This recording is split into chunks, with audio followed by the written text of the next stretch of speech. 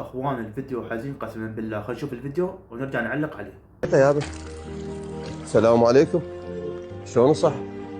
بس يابا شلون اخبارك؟ شنو تشتغل بالبزازين؟ لا لا عربانة عندي. يعني؟ عربانة مخضر. يعني عبالي تبيع وتشتري بالبزازين. مخضر. عربانة ما مخضر. الله يوفقك ويحفظك. راسي عيوني ويبارك بيك. راسي يابا. هاي يعني مربيها هيك؟ اي مربيها. اي نعم. اها. الله يحفظك. متزوج حضرتك؟ اي نعم. اولاد زياد عندك؟ ما عندي الله لا. اها. اصلا عندي لا.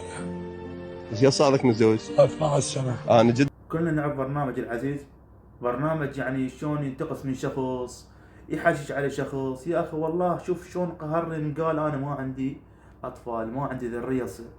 يا اخي مرات تحرق انسان التصرف مثل عود الشخاط اللي يحترق بالنار.